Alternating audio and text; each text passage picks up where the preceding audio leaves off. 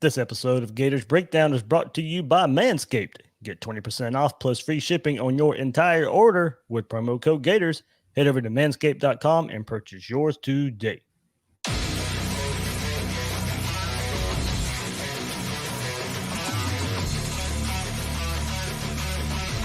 Gators Breakdown, because there's never a dull moment in Gator Nation.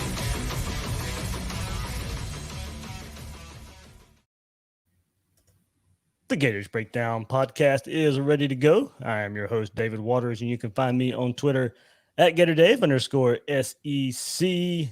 And joining me for the first time in quite a while is Will Miles. Will, we got together for our championship rewind of the 2008 game a couple weeks ago, but I was on vacation 1 week, had some other stuff lined up, just give you some time off. Yeah, well, we all got to see you going down that slide there on Twitter while the recruits are coming in, Dave. So there seems to be a split among the fan base as to whether that's the appropriate picture when we get a commit or whether we stick with the Mullen picture. I'm going to go with the Mullen picture, but use your judgment based on the quality of the recruit. Yeah, I think I have figured out maybe what we'll do. I would say if it's an offensive recruit, I'll do the Dan Mullen picture. If it's a defensive recruit, I'll do the slide. A lot of slides this year. Yeah, a lot of good slides. How was the time off? Oh, it was good, man. I mean, it's not really time off. It's just evenings to myself every once in a while. So that's always good. And, weather's starting to break a little bit here and get a little bit cooler. We had the hurricane come through yesterday. So managed not to float away, and we're doing well. Everything, health-wise, everything going good? Yeah, everything's good. We got, we got our challenges just like everybody else. But, at the end of the day, like I said, there are people who have it worse than us up here. At the Schuylkill River down here in downtown Philly was flooding this morning. So luckily I'm a little bit ways from there and didn't have to deal with any of that. We'll let our listeners know you've had a lot going on at Read and Reaction the last couple of weeks or so. So a lot of articles out there. Give our listeners a preview of what they can find on the site. Yeah, so we had our old friend Bill Sykes come back, and he talked a little bit about recruiting and the guys from Palmetto High School and what that would mean to Florida's class. Though obviously that's at least recently been a little bit disappointing. And then we'll get into that. And then I had an article up about recruiting as well. And then we. With all the stuff going on with the We Are United for the Pac-12 and certainly some of the Florida players getting involved with that too. I had Jordan Dorman, a former basketball player at Florida, come on the site and talk a little bit about what it's like to be an athlete at University of Florida. I thought it was pretty interesting. And then the Give 'em Hell Pell series continues with Nick Knudsen. He's done a really good job. Recently was looking at sort of the impact that Charlie Pell had on the program back in the 80s and sort of his lasting legacy within the Florida program, some of the stuff that he did with the booster programs that still exists today. It's a really interesting read. It's actually my favorite one in the series thus far. So there's still a few more of those to come, and those are going to be coming out in the next few days as well. Awesome.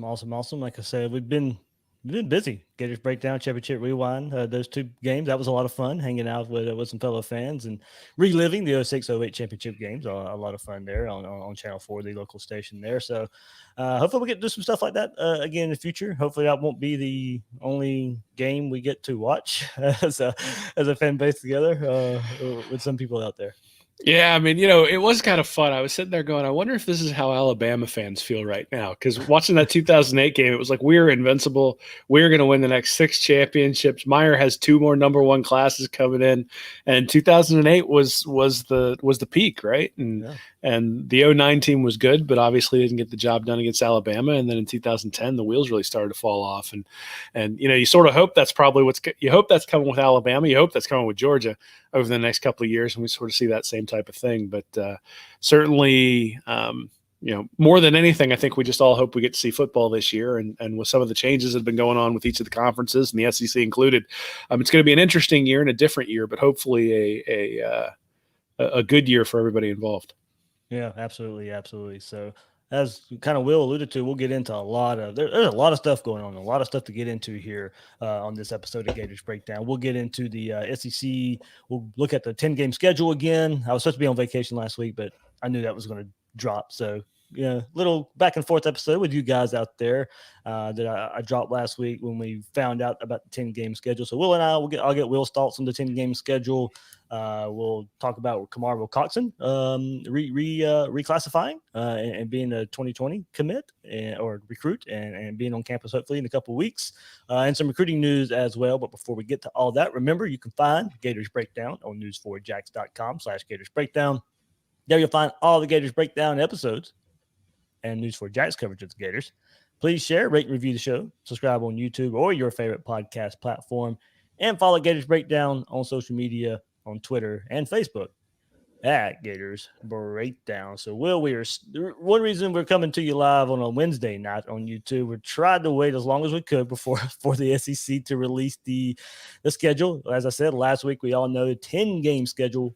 SEC conference-only schedule was released last week for the SEC. The Big Ten released their games on Wednesday today here. So I was hoping the SEC would do their part and release the schedule for us. So the whole episode would have pretty much been about that. But I know it will probably be tomorrow, and you'll get 2 Gators Breakdown episodes this week if that's the case. But they couldn't help us out and give it to us Monday, Tuesday, or Wednesday. So we'll 10-game SEC schedule. We still don't know the 2 opponents. The 8 SEC opponents from the regular schedule are still set. That'll still be 8 of the opponents for the Gators.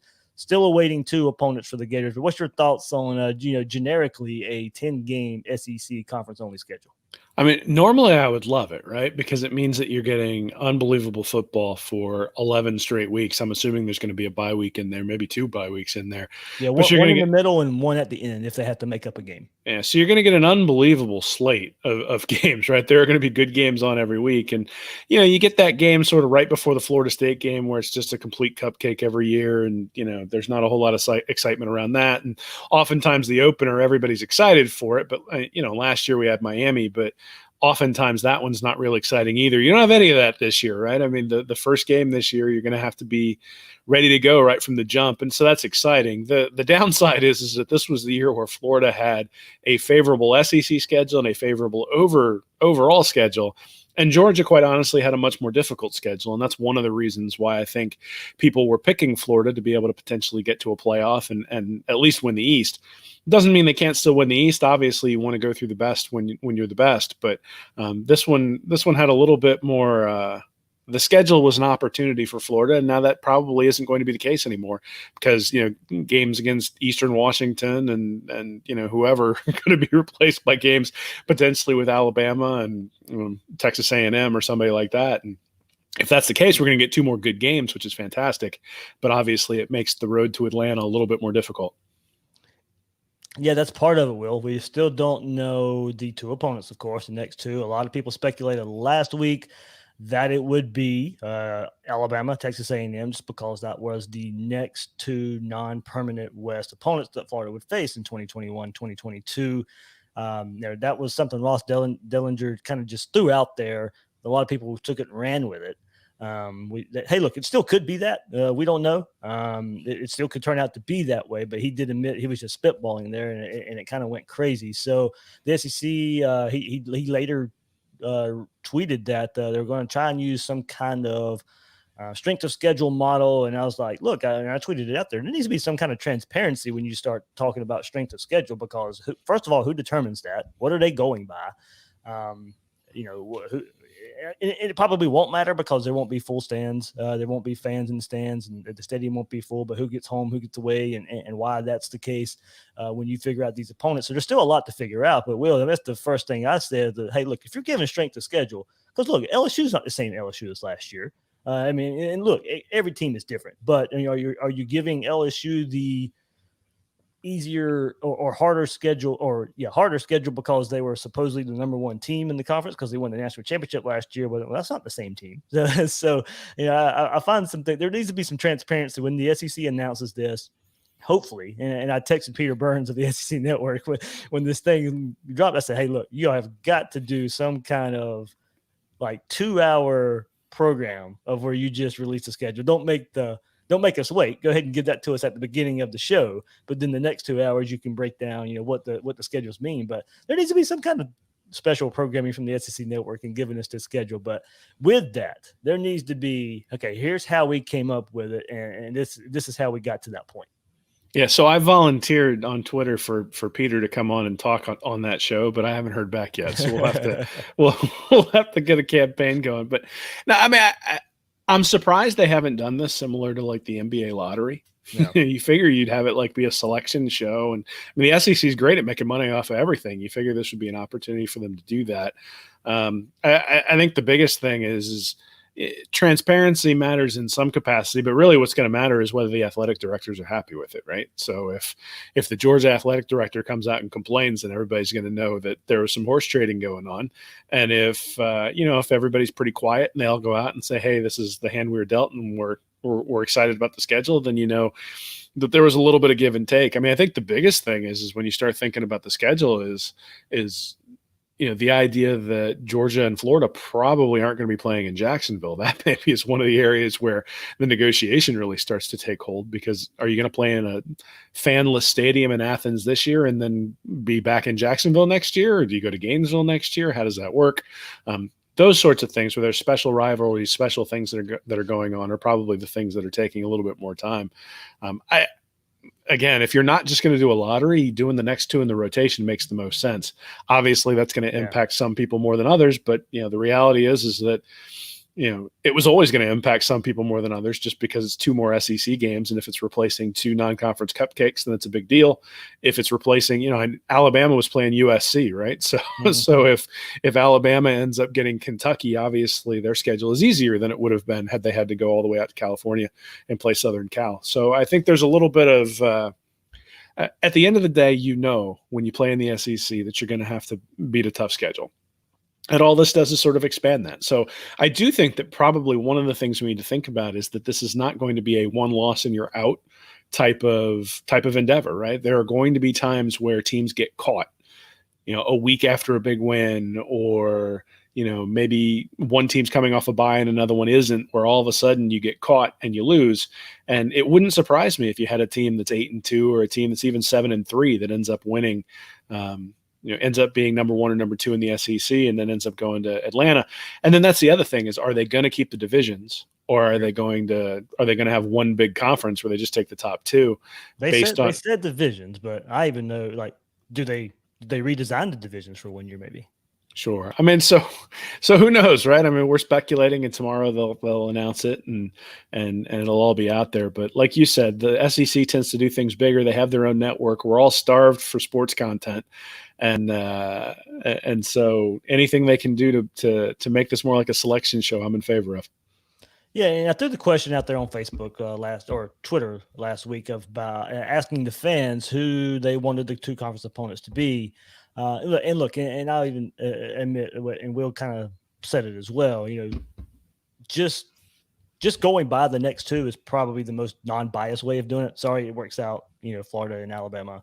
But I think that, that's where a lot of the fan angst come from. It wasn't that Florida had to play maybe or possibly had to play Alabama and Texas A&M. It's just that Georgia drew Arkansas and Mississippi State at the same time.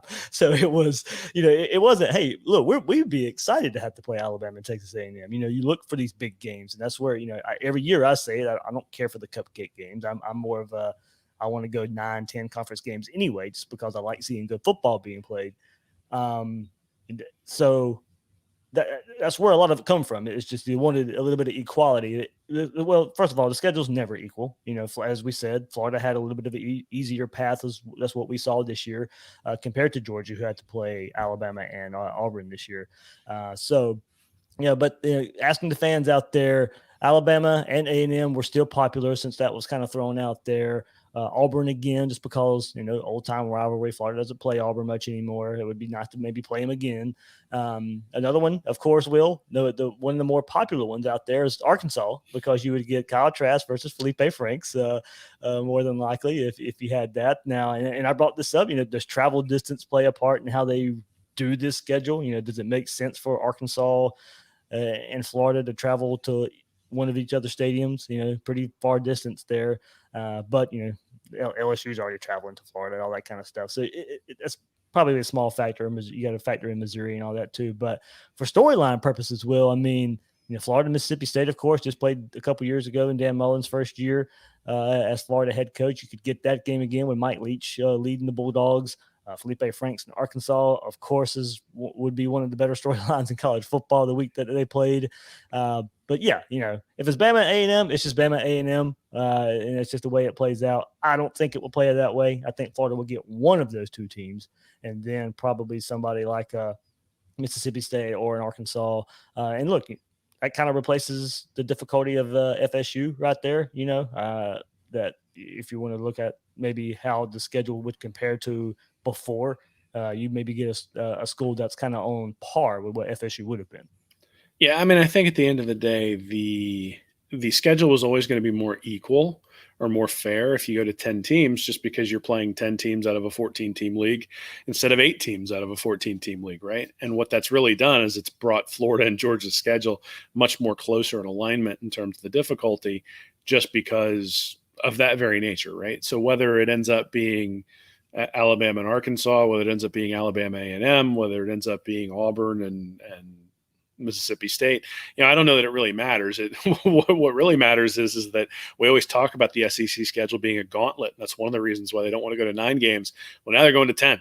So we're going to see the attrition and the depth, I think, is going to start to play a role more so than a 12-game schedule where, middle of the second quarter, it's already, 24-0, and you've got reserves coming in and rotating in, and you don't really have to go full bore the entire game.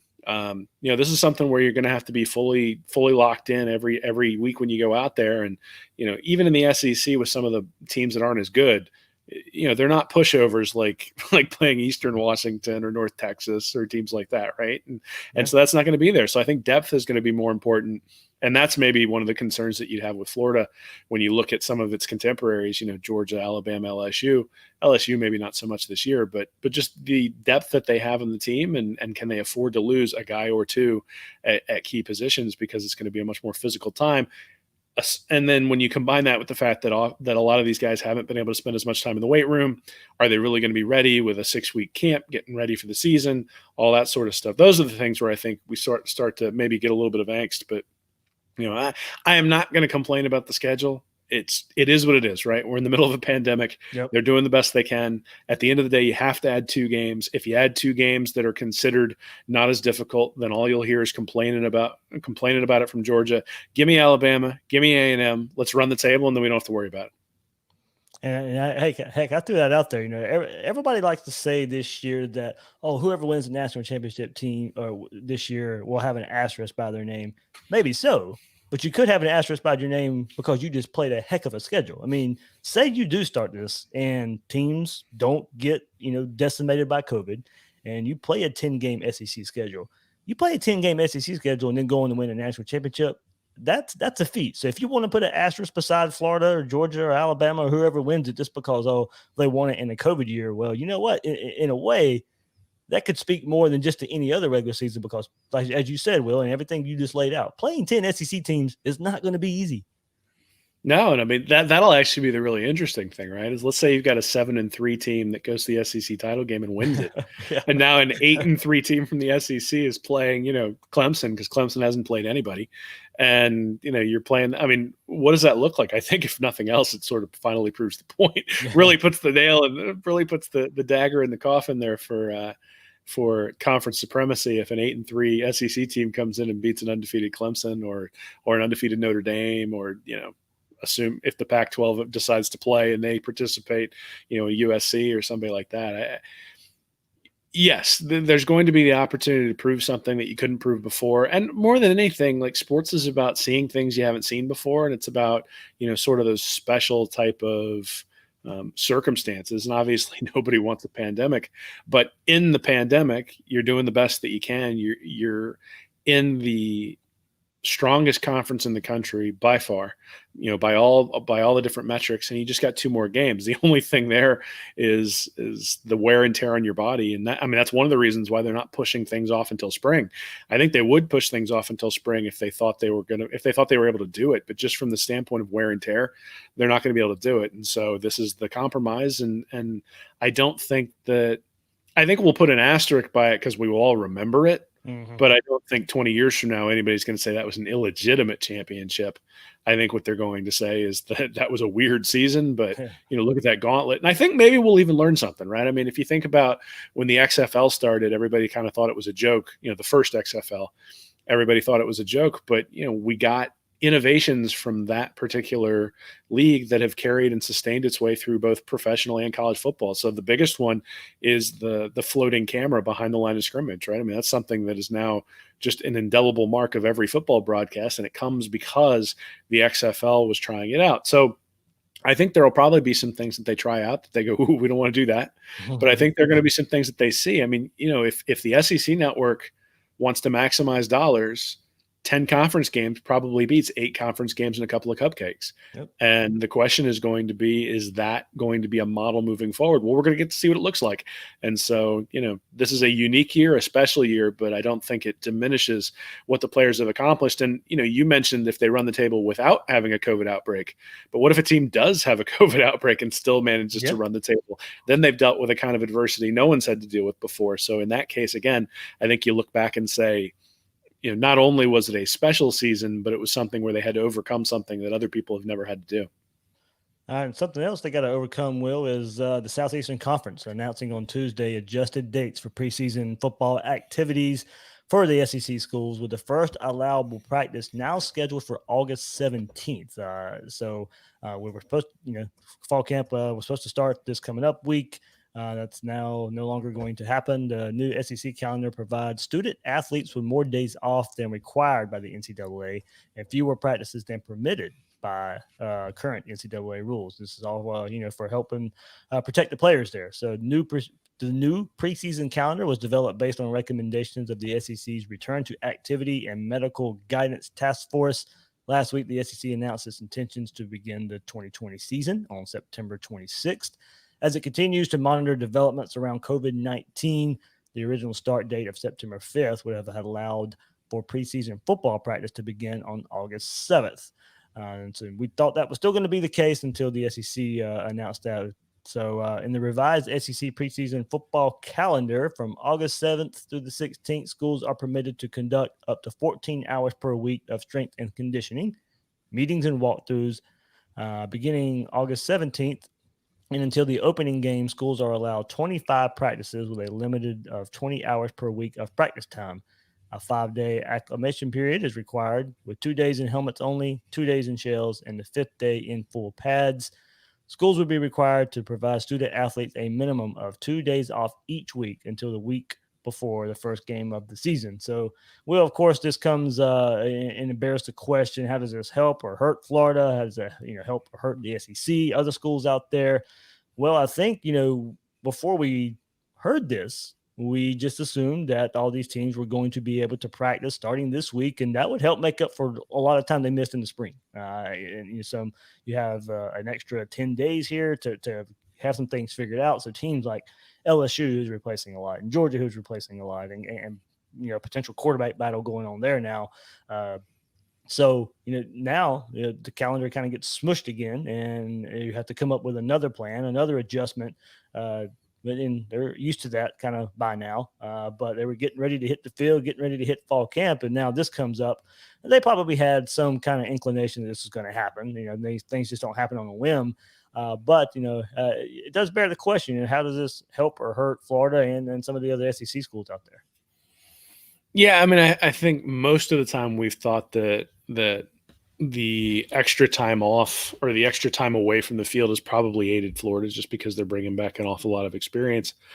But at some point, I'm not sure that it necessarily matters, right? Yeah. I mean, when everything gets shifted and shifted and shifted, is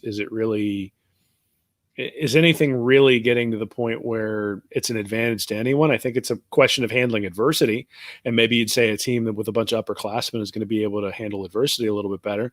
At the same time, does this give guys who are relatively new, early enrollees, guys like that, time to learn the offense in ways that they normally wouldn't have the ability to do, right? That the installs would be happening this week. The season obviously would be starting a month from now.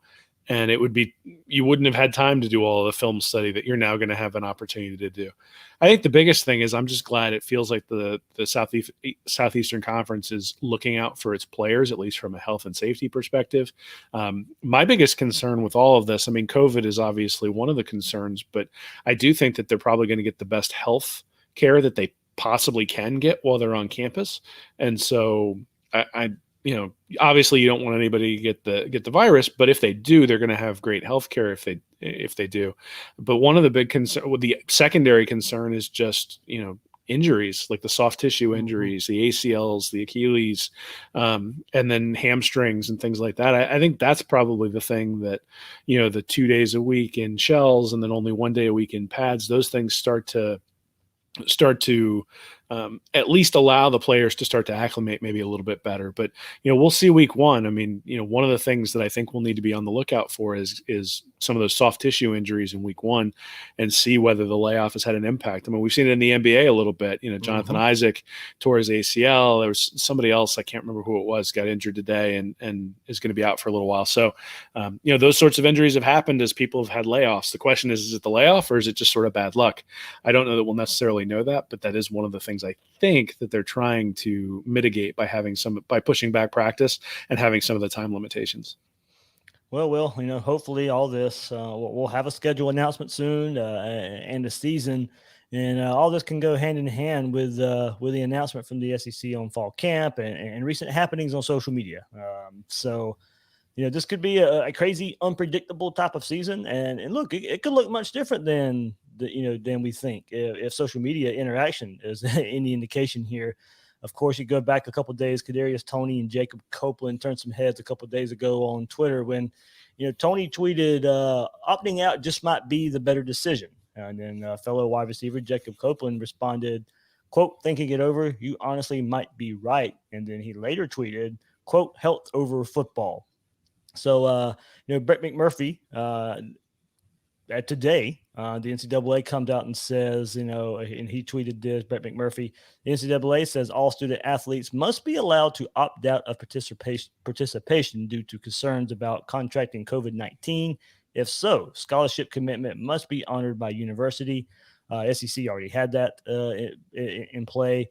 But he also says, schools may not require student athletes to waive their legal rights regarding COVID-19. And this is also on the heels of some Pac-12 players coming together and listing demands related to health and safety, monetary income, racial injustice out there. Some Big Ten players also came out with a similar list of demands today on Wednesday after the Big Ten announced their schedule plan. So, and Gators defensive lineman Zach Carter got into it with some fans when he reposted in support of the Pac-12 over the weekend. In a very small part of the fan base took it too far with what was said towards Carter. And look, it's okay to disagree. You don't have to verbally attack the players out there that you supposedly cheer for at the same time in the season. And that was part of Carter's argument there.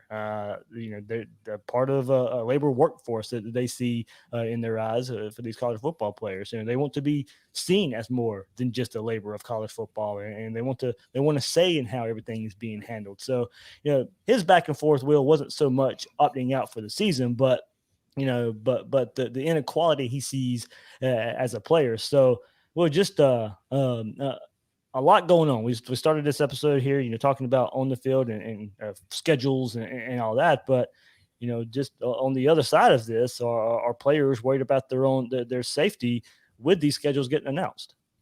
Yeah, I mean, so I guess there's a bunch of different issues you brought up there. The first one is guys opting out. If they want to opt out because of COVID, they should do that. Yep. And I'm glad that the NCAA kind of late to the party came in and said we're going to hold everybody to the same standards. But obviously the SEC, I think, has been pretty consistent in terms of making sure that the players who decide to opt out for health and safety reasons are able to do that and able to maintain their scholarship. The thing that they have to weigh, though, is that there's dollars on the back end, right? I mean, if you're a 21-year-old guy who is not draftable next year or is probably like an undrafted free agent, and this was an opportunity to maybe get into the second, third, fourth round, well, you're costing yourself millions of dollars by not playing. So there are probably going to be some guys who feel compelled to come in and play. And I think that's maybe one of the things that that is weighing on everybody's mind pretty heavily, right? Is a guy like Kadarius Toney. I don't think he probably gets drafted next year if he sits out this year, and then maybe if he performs really well at the combine, he would get drafted. But I don't think based on his tape, you would look at that and say, yeah, that's somebody who's going to go in the top 4 or 5 rounds. He's probably an undrafted free agent. Going in. So him sitting out is a decision where he'd be coming back to Florida next year to play after sitting out for a year. And then you're taking a year off of your career in the NFL, right? There's only so many bullets in the holster when you're a player. And, most NFL careers are like 3 years. And a lot of that's because bodies start to break down. And so sacrificing that year, especially in football, becomes pretty problematic.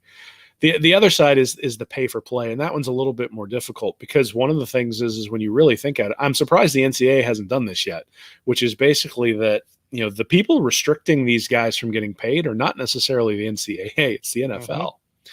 And, the NFL says you got to go play somewhere for 3 years or you got to be out of high school for 3 years before you come and play in our league, which means they don't have a whole lot of options. The only option is the NCAA. Now, obviously the NCAA makes a lot of money. And some of the name, image, and likeness stuff, I think, has always been kind of ridiculous that these guys can't profit off their own name and their own talents. But that's going to be rectified next year. The idea that you're going to be able to get a 50-50 revenue split or even really any additional payment, it's just not going to happen. And it's not going to happen for a lot of different reasons. The biggest one is that Title IX prevents it from happening based on the way the money exists. So, but there's some things on that Pac-12 list that probably ought to be addressed, particularly when it comes to health and safety. I suspect that universities are really also trying to straddle a line because, let's be honest, with no fans in the stands, their budgets are being strained, and then with uncertainty in terms of what's going to happen in the spring or what's going to happen next year, everybody's sort of looking out for what's going to happen with the budgets. And then there are also increased costs associated with doing all of the testing and all the different things that are involved, as well as the legal things. And this is one of the things where it gets into something I don't know very much about, but players aren't considered employees like they are in the NFL. So the NFL and the NBA, they've collectively bargained what the COVID testing looks like. I don't know what the privacy concerns are for somebody who's not an employee, for somebody who's classified as a student athlete, but I imagine that brings some complications into things as well. So somebody who's a lawyer can probably speak up and give us some information on that on Twitter. But the reality is that there are legal entanglements here that the NCAA probably has to work through and the SEC has to work through. And then you complicate that by the fact that the NCAA is really pretty toothless and the conferences have had to go this alone, which means each conference has different restrictions. Each conference has different plans. Each conference has different testing protocols, which is one of the reasons why they're playing conference only schedules, right? Is they want to be able to control that. So it's just a weird time. I think I don't begrudge any player wanting to make more money. At the same time, there's a reality that I don't think that the NCAA is going to be able to acquiesce to that sort of thing. They begrudgingly acquiesced to the name, image, and likeness, and that was just because they knew they were going to lose in court.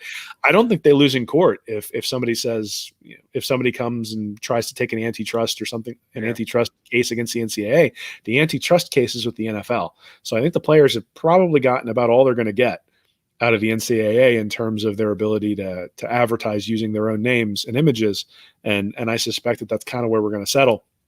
But again, if the players don't feel safe, I'm glad they're giving them the opportunity to sit out. And I hope the SEC does a good job for even those guys who are sort of on the fence, but feel like they need to play because of their future, that they'll do a good job of making sure that as best as can be done, the COVID protocols in place can keep everybody as safe as can be. But obviously we've seen with Major League Baseball recently that that's not a sure thing. You do the best you can, and sometimes it works and sometimes it doesn't. Yeah, I think the name, image, and likeness would go a long way for these players instead of having to go straight to the conferences and all that, and demanding money. But you get that name, image, and likeness, and they can make money off their name. I think that goes a long way in players being able to help support themselves. I think a little more in the stipend that could probably be used as well. They do provide a lot of money for these universities in the end.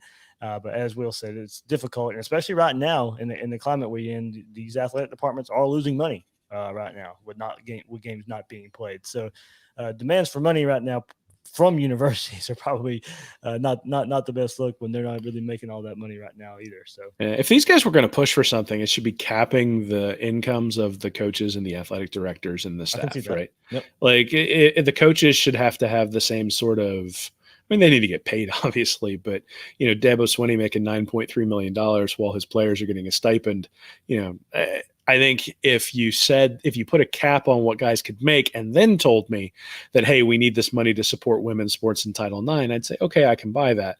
Mm-hmm. But the allocation of the resources to the facilities and the allocation of the resources to the coaches, I think is what irks people the most as you look at it and see, ostensibly the white coach and then all of the African-American players. And it feels like people are being taken advantage of. At the same time, again, I mentioned earlier the article Jordan Doman wrote on my website about, what the basketball players got from the women's side. And I'm sure the football players had an even more luxurious life, but there are an awful lot of benefits to being a player at UF as well. And at a major college football program. So these guys are not, there's a significant amount of money spent on the people there. Now you could argue that they don't have the agency to spend that money. I think that's a different argument, but, at the end of the day, like you said, if the athletic programs are struggling from a financial standpoint and they need to make cuts, they're obviously probably going to, it's going to be the men's non-revenue sports that end up getting cut. Yep. I think we already saw that. I think Stanford cut some stuff on the men's side. I think we're going to see more and more of that as things go on. And really the pushing through this season is part of trying to mitigate that as best they can. And Will, I'm kind of glad you said that. I am more on the player side with some of this stuff and kind of defending about being able to make some money off their name. But I also would like to hear the side of it, of them being, like you say, grateful for what they get. You don't hear that side too often, except for kind of down the road, maybe 5, 10, 15 years down the road of what the degree did for them and what the exposure of playing for, big time universities did for them after the fact. And maybe that's part of it as a college kid. It's a instant gratification kind of what you want. And like I said, I don't blame them for fighting what they believe in, especially on the health side of things. That's not in question. They should be able to do that all day long. The monetary value and the Pac-12, and look, they probably started big, 50%. They knew that probably right away. That was going to be way too big, and maybe you work your way down. Yeah, that's not. And as far as universities and the money go and coaches' salaries, and a lot of that is UAA driven, athletic associations that are kind of just outside of the university as far as funds and money raised and all that stuff goes. And a lot of that goes back into the university. Except Florida, the UAA will put money back into the university and help the other students on campus and help the lower income sports and all that. So, it is a question of how do you disperse it with the sports that don't make money. If you're going to start paying players, how does it get dispersed? And Title IX out there as well. It's just a lot of questions, and I know they want something now. This will take forever to get figured out with all the layers that are attached to it. Yeah, what you said about players and gratitude, I think is, I think back to me at 18, 19, 20 years old. In fact, I had an issue at work, early last year, and made me call an old boss and apologize to him because it was like, wow, I was a pain in the butt back then. You sort of realize that stuff as you get older. And, the other thing is about 4 or 5 years ago, Northwestern tried to unionize, and the NCAA was integral to preventing that from happening. And, the players at Northwestern were trying to go through it using the proper channels, and they were relatively nice in terms of what they were asking for, and they got shut down. And I think now the players see an opportunity to push in because of a lot of different things, right? The weakness of the financial position of many of these universities obviously means that the money is being counted in a way that maybe it wasn't before. At the same time, the reliance of the universities on the football revenue makes them maybe be in a position where these players have more leverage. They sense they have more leverage, and in times past, they haven't necessarily had that kind of leverage and haven't been able to push things through. Now they see they have a little bit of leverage. It's time to push through. At the end of the day, though, this is going to be a lot like some of the people who sacrificed in the past for progress, those people usually don't see the benefits. The people who see the benefits are the people who come after them, who get to enjoy the spoils. It's the people who speak up, who typically don't end up getting it. And that's kind of what you're alluding to. It's going to take some years to figure this out. You're not going to be able to switch. You're not just going to be able to flip a switch. And really, universities are going to have to make a choice, because if they're taking federal dollars, they have to have matching scholarship numbers for the most part on the women's and the men's side. And so they're going to have to make difficult choices about what they do want to fund and what they don't want to fund, if one of the things they choose to fund is sharing revenue with the players. And then, look, I definitely won't blame the players for opting out in the name of health. There's still so much we don't know about COVID, especially long term, and we're not going to know that until months and years down the road here. And I don't like the saying, "Well, they're 18 to 22-year-old kids; they won't die." Is it really just about death? I mean, is that really it? I mean, there's reports of heart and lung damage from COVID out there. And are you really going to keep 18 to 22-year-old kids from hanging out and seeing friends and family, 4 or 5 months, and they don't get paid? And good luck with that. So, and what about coaching staffs, referees, support staff, everybody who it takes to put a game on? You're putting their health at risk at the same time. It's not just the 18 to 22-year-old players. So, it's not just people who fall into that young age range. So, all right, there's no easy answers here. I don't blame players for looking out for themselves here and their families. Now, you hope if they opt out, they're doing it for the right reasons. They're getting the right info, and they're taking care of themselves. And that they can also do the things they need to do to get ready for next season if they decide to opt out. But if they don't want to play, support that decision. And that's about my soapbox moment right there, Will. Absolutely. I mean, I think you want to support the guys no matter what they decide to do.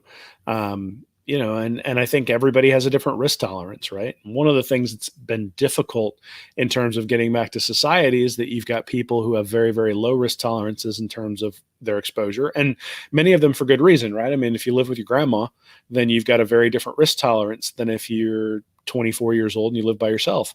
But going back to society means meeting in the middle somewhere. And what we're really arguing about is, where are we meeting in the middle of that risk profile? Are we meeting more towards the staying indoors, or are we meeting more in the staying outdoors? And, we're seeing that right now play out live with the NBA and Major League Baseball, right? I mean, Major League Baseball decided that in order to play, they had to be in outdoor stadiums, and that's required them being with travel, and they've had some outbreaks. And then you look at the NBA, they've decided to sit in a bubble, and that's been the way they've been able to do it. So I think there, like you said, there is no right answer.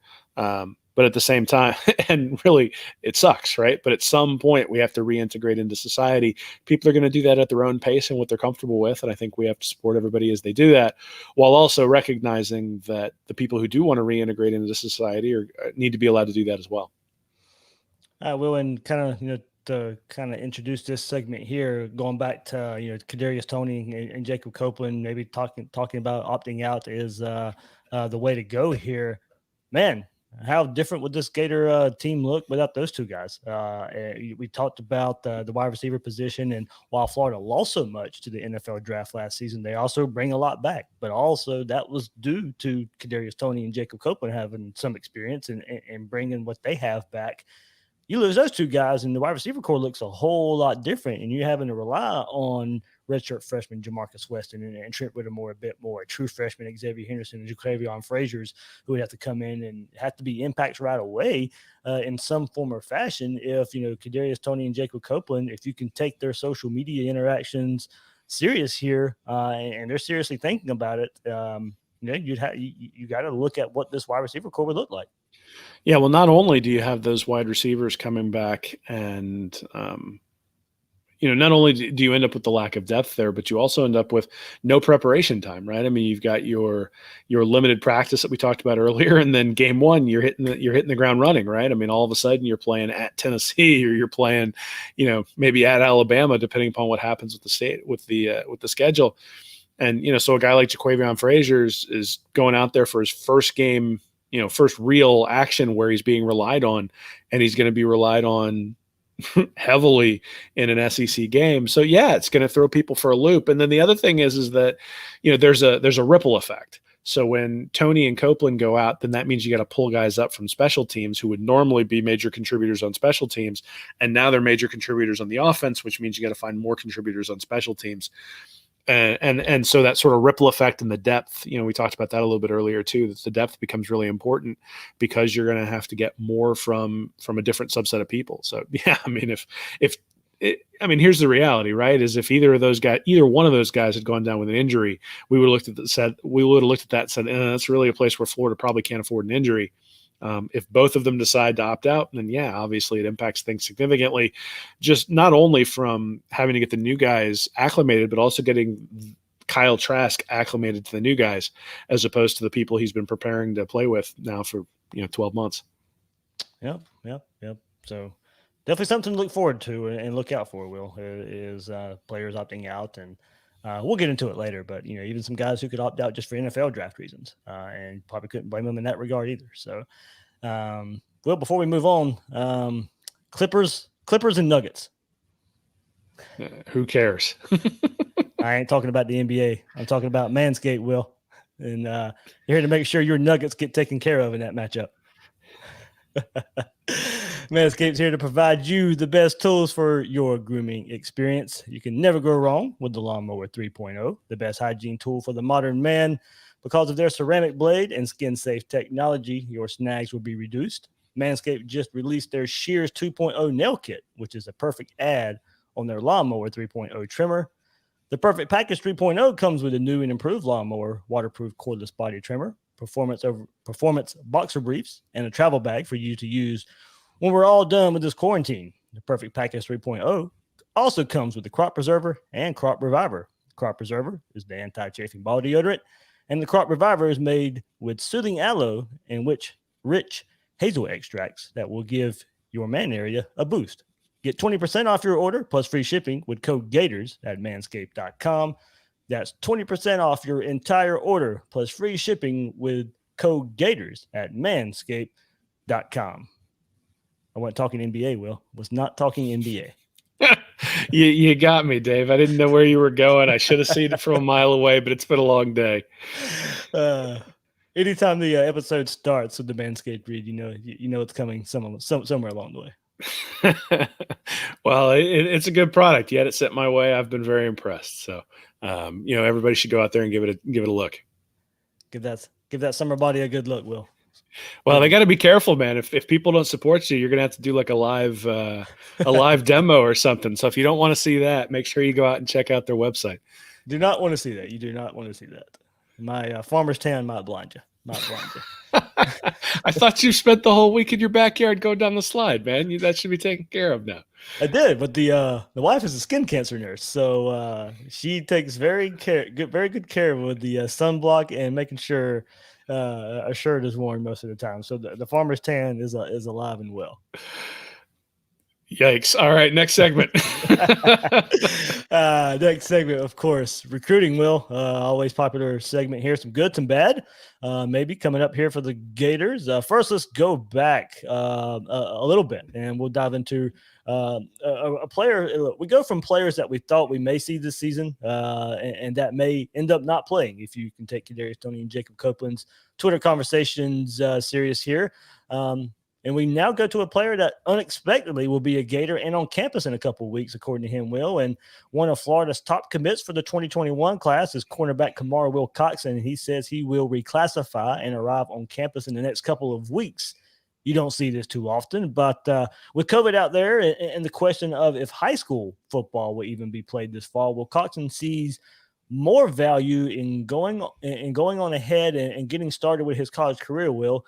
As he said in numerous interviews, he might as well go ahead and get acclimated to the college game, especially if there's no high school football. Go ahead and get on campus and get the playbook. Learn from Marco Wilson. Learn from Kyer Elam, and get around these coaches and get going. So, if a season is played, play in 4 games this season and still get redshirted, or maybe he can prove himself and be on the field a bit more, in that outside cornerback role as a reserve there. So, but get the weight room, get that taken care of instead of waiting around to see if high school football season will be played. So Will, it's a welcome in to a roller coaster of recruiting from Kamar Wilcoxson, a player who committed to Florida twice before committing to Tennessee.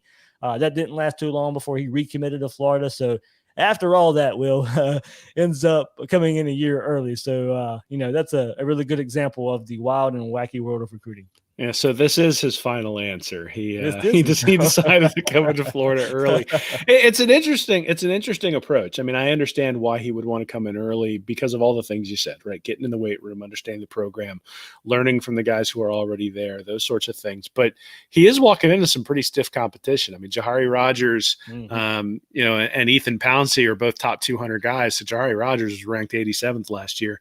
Coming in. So it's not as though he's going to be competing against. It's not like Florida was in need of a cornerback when you think about what but to be honest, Florida could use help at safety, right? And Wilcoxson sort of profiles there. So the reality is I'm not sure that you can ever have enough defensive backs, particularly when you think about some of the guys that Florida lost. I mean, they're going to have to replace CJ Henderson. They had some issues at safety last year. And so bringing in more competition is always good. But like you said, this will be one of the interesting things because, you got the 10 SEC games and you're going to get to play in 4 SEC games if you're redshirting. And that means you're getting real playing time, right? Like you're not going in when it's 45-0. I mean, maybe you are. I mean, maybe that's when they wait until you play, somebody like Arkansas or something like that. You're up big, but Tennessee. Yeah. So, but Georgia. But the reality is you're going to be out there with guys who are at least equivalent to you in talent every time you go out there. So I think it'll be more of a learning experience for these guys. And again, I go back to what I said earlier about if you're going to have to manage playing a sport through the pandemic, the healthcare at the University of Florida is going to be better than anything you get through a high school. And the testing at the University of Florida is going to be better than anything that you would get at a high school. And that's not a shot at a high school. It's just the reality of the fact that Florida has more resources and has more control over what's going on within its particular sphere. And so, yeah, I mean, if you're concerned at all about the pandemic, I think the place you'd want to be is college if you were deciding between high school and college. So beyond maybe just getting rid of the uncertainty and getting in and getting some extra reps and sort of getting started early, I do think this is driven also by some of the uncertainty associated with high school and Wilcoxson, obviously a welcome addition. Absolutely. So welcome news there, and kind of been on the back burner for a couple of weeks. It's been out there a little bit, and it kind of comes to fruition. It's still got to happen, but everybody says, or he says, he'll be on campus in a couple of weeks. So let's go back to a week ago. Will, I was on vacation last week, so I didn't spend too much time on the commitment of Desmond Watson, the 6'6", 350-pound defensive tackle from Sefner, Florida. Andrew Ivins for 24/7 Sports offers an analysis and a comparison to former Alabama defensive lineman Terrence Cody. So, quote, he says, a large, wide hip body that's well over 350 pounds, surprisingly light on his feet given build and composition, oftentimes one of the first to pounce off the snap and initiate contact. Quick hands and swim move allow him to get past blockers and make plays in the backfield, eats blocks and effective at times against double teams.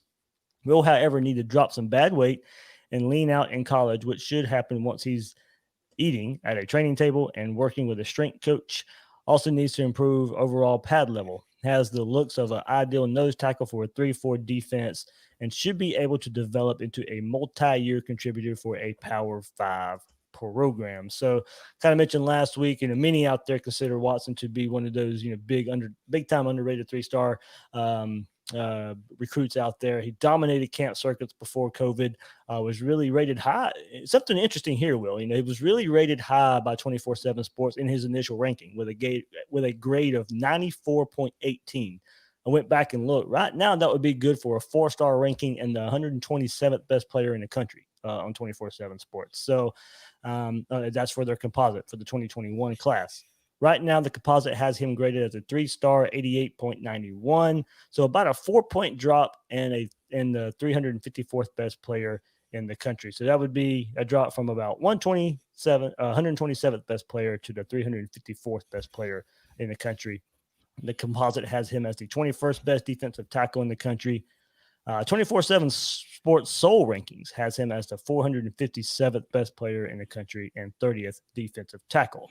Where his composite score goes up, Will, is in his Rivals rankings. Rivals list him as a 4-star, 18th best defensive tackle in the country, and ESPN also lists him as a 4-star. So, little difference there's a little difference in the services between 24/7 Rivals and ESPN. About the only knock on him is his weight, but that's going to help him be the type of player Florida wants him to be. Florida doesn't have or hasn't had the type of player that he is at defensive tackle. He can shed some weight, of course, that was mentioned, and put on some more muscle, but you want that guy to be the big plug in the middle, and it can also get into the backfield. So, you pair that with 4 defensive linemen that Florida has committed right now. Tyreek Sapp, hopefully the Gators can keep him committed there. Defensive end Justice Boone, and Christopher Thomas as well with Watson. So, Sapp, Boone can play inside and out, but mostly strong side defensive end position. Thomas can play inside pass rusher with some quickness there. So Watson's a good complement to those guys. Will 6'6", 350, play over the center as a true nose tackle. And Watson will be able to take on some double teams and plug the hole and free up some others along the defensive line. Yeah, I mean, in a 3-4 defense, obviously that's really important to be able to do that. I think anytime you're getting compared to Terrence Cody, that's probably a good thing. And if White's the problem, just get him next to Ethan White, and that should all be taken care of, because obviously White did a really nice job last year of taking off the weight and getting ready and getting out there on the field. I think the interesting thing is you get a guy who's 6'6", 350, and then you put him next to a guy like Gervon Dexter, who's listed, at 6'6.5", 286.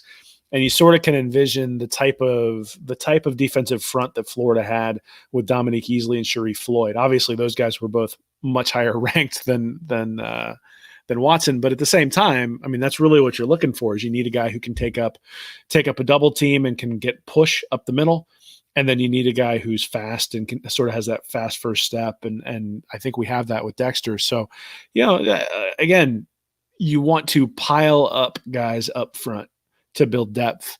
Watson's a really good player. People are going to look at it and go, oh, a 3-star, but he's 354. You mentioned he was ranked much, much higher earlier in the process.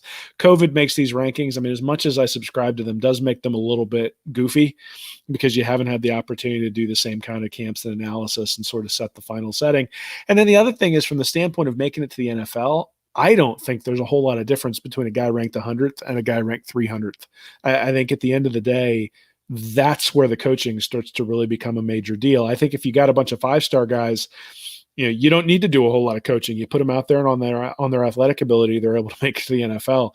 It's when you get to the guys who sort of jump around from 120th to 250th, and then they drop down to 350, and then they go back up to 289. It's like, okay, that's the guy where clearly there's some variability within those ranges, and Watson right now, they just happen to have on the low end of those ranges. So, I suspect that based on what people have talked about in terms of his ability to dominate some of these camps, that had he had an opportunity to play his senior year, maybe he still does, but if he has an opportunity to play, he's probably going to climb up those charts. But again, big bodies on the inside, those guys are hard to rank, right? I mean, if you're trying to rank them next to a running back, I feel like the running back's always going to get ranked higher, just because the space eater isn't the guy who gets the glory. But let's be honest, those are the guys that you need. You need guys in the trenches, and you're not always going to get 5-star guys. Obviously, you want them, but you're not always going to get them. And this is a very solid addition for Florida. Yep. And I want to go back and look at the 2020 class as well, and add all that to the 2020 class. This includes 5-star Gervon Dexter, Antoine Powell, Princely Uman-Milan, defensive tackles Lamar Goods and Jalen Lee. So, I like to make up with the reputation of Dan Mullen-led teams always being strong on the defensive front, a good starting point for years to come.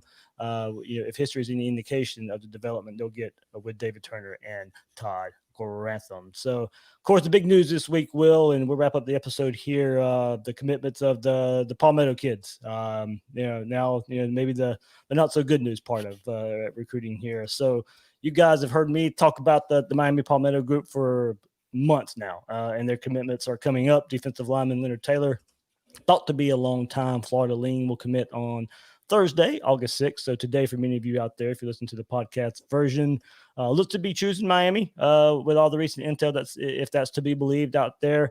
Safety Corey Collier will be deciding on August 10th. Gators look to be in good shape there, but still have to fend off LSU and Miami. We'll see where that one goes. And then Jason Marshall might be committing any day now. Another one that many had a Florida lean that now looks like he may go elsewhere to either Miami or Alabama.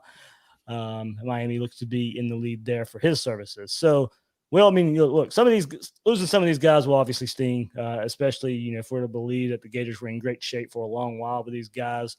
Also sting because you'd be losing out on some really sought after players. It isn't just losing out on highly ranked players. We talk recruiting rankings and all that, but these are players this Florida staff has put a lot of time and effort into. So the staff wants these guys, guys they've identified to be high level players and near the top of their own personal board. So it stinks because whichever players decide to go elsewhere, it's high level in-state talent choosing to go elsewhere, and this time it may not be recruiting juggernauts Alabama, Georgia, Clemson, Ohio State. It would be Miami, an in-state team. You're better than. You beat them on the field last year, and a team, but that's a team that's hot on the trail right now. And these kids are in Miami's backyard. But this is a Miami team that went 6-7 last season with losses to Florida, and then later on to FIU and shutout against Louisiana Tech in a bowl game. Yet they're being able to sell their program to these kids. And is COVID a reason? It certainly could be, probably is. But Miami's putting themselves in position to be in the mix here, and many predicting that they'll be the choice for Taylor and Marshall coming up. So, and I keep seeing, and I put this out on Twitter, wait till the games are played. Well, they were last season, and that's not really hurting Miami on the trail right now. Coming up, we'll see how it all plays out. Now, maybe they'll stink it up again, and if these guys commit to Miami, then they'll maybe they reconsider a commitment to Florida later on down the road. But then Miami can play the tone of come play early, and this is why we need players like you. So we'll see how it all plays out. Decisions haven't been made yet. That's just the way everybody's hearing and leaning right now. These kids still have a decision to make, but it's not looking good on the Gator side. Hopefully some trolling going on out there, and the Gators end up with them. But look, I put this out there on Twitter last week. Dan Mullen will win games. He's too good of a coach not to win games. He will, but I have very little doubt of that. But a team like Miami may not win because they if they can't develop these players here. But what if it's these same players that can be the difference for Mullen, and they're wasting away somewhere else? It's these type of players you spend a lot of time on identifying and recruiting as high level players, and that could be the difference from going to 10 and 11 wins to 14, 15 wins. Will. Yeah, I mean, so I wrote about that earlier this week, just looking at, people keep asking, why is Florida struggling with recruiting? And there are excuses thrown out there about facilities and about spending. And obviously Georgia's spending a lot more money than Florida on recruiting, but Miami's not, Notre Dame's not, Oklahoma's not. And so it's not just a money thing. I don't think it's just a staff thing either. I mean, I think that there are things the staff could obviously do better. There are things that Mullen could do better when it comes to recruiting, but I don't think it's necessarily just a staff thing. It's certainly not showing it on the field because the guy's won everywhere he's been, and he's turned the Florida program into something where people are predicting that Florida is going to potentially compete for a playoff this year. So you'd figure that would start to get people to really take notice, and it just hasn't really taken hold. And I think what it really boils down to is sort of what in the article I mentioned, that at work, I've got guys that I interface with who are naturally born salesmen. And those guys right now are still killing it. Even though COVID's going on and even though they got to sit at home, they have relationships with their customers that allow them to call them up and get information and push sales through. And, you scratch my back, I'll scratch yours, all those sorts of things, right? And they've built those relationships over time. And then you've got guys who that's just a little bit more difficult. They have a different set of skills, right? And it's not that they're bad salesmen. It's just that their skills are not, it's not natural. It doesn't come natural to them. And so now with COVID, what you're finding is that, there are some fissures in the relationships, not necessarily because of their fault, but just because that's the way they kind of operate, and that they don't naturally become best friends with their customers. I think that's kind of what we're seeing now, right? Is that Dan Mullen, I think he's proven thus far in his time at Florida, is not a natural recruiter. He's not somebody who immediately gets along with everybody that comes in the door. It takes a while to get to know him. You got to sort of warm up to him. I quoted a couple of parts from Urban Meyer's book with Buddy Martin, just looking at, Meyer kind of having to recruit people in spite of Mullen as opposed to recruiting him with Mullen. And you hear a quote like that and go, all right, well, now maybe that's what's going on, right? And the interesting thing is Meyer talked about everybody loving Mullen when they left. The problem was getting him there so that they could become really good friends with him. And that's kind of what we're running into now, right? Is that I think when you boil down recruiting to Zoom meetings and being on the phone and sort of being a natural when it comes to building relationships, that's not Mullen's strength. And that doesn't mean he's a bad coach. It doesn't mean that Florida needs somebody else. It just means that's kind of the reality.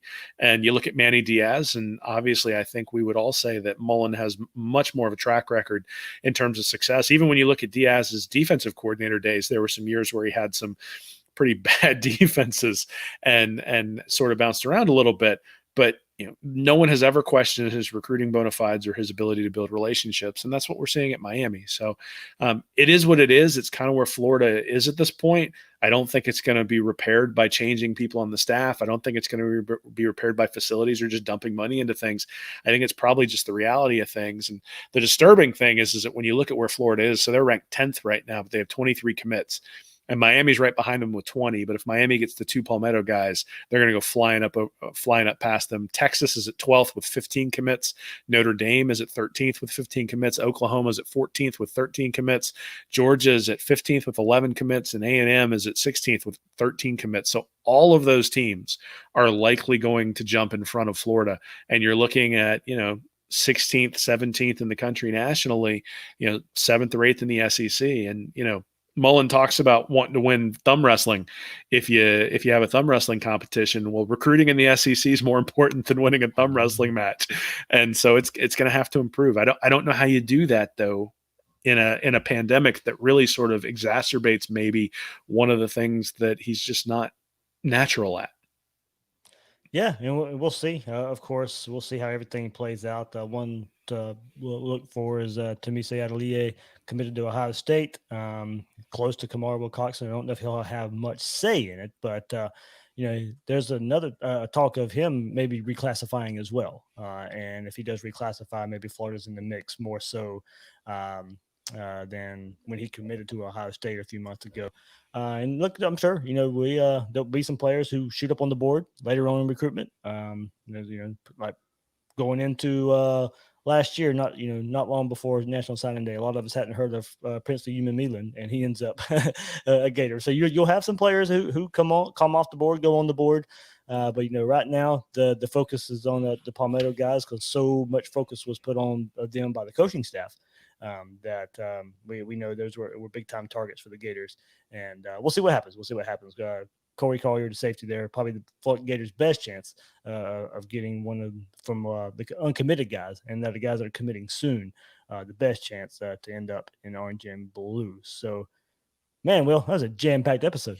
There's a lot going on, man. So, between global pandemics and the floods up here and you trying to trick me about the NBA and our sponsor, I think we did pretty well. Balls, Will, balls. Hey, go buy it. I'm telling you, he's gonna get desperate and do a demo for everybody. There will be none of that. You can start a Patreon and people have to contribute to prevent the demo from happening. Well, I know reading reaction. I'll let you pop that early in the episode. What's coming up? Yeah, so we've got another Give 'em Hell Pell episode coming up the next day or so, and then I've got some new tools to break down film, and I'm hoping to break those out sometime this weekend. So we'll see what happens at my real job, but I think it'll be good. I think people will enjoy it. It's a good teaching tool to sort of look at the film, break it down, and look at what's actually happening. Mullen did some really interesting things this past year with Kyle Pitts, and I expect he'll be able to do some of that in 2020, and I look forward to seeing it. Yeah, Will sent me a preview of that, so you guys will really, really like what you see there. Some good stuff coming from Will. You've seen, if you've read his articles for the last couple of years, the gifts that he puts on there. Well, this would be a step up in the production for Will and what he's able to provide at Reading Reaction. So you guys will definitely get a kick kick out of that. You can follow Will on Twitter at Will Miles SEC and his site readandreaction.com. I'm the host of Gators Breakdown, David Waters. You can find me on Twitter at GatorDave_SEC. Guys and girls out there, thanks for listening to this episode of Gators Breakdown.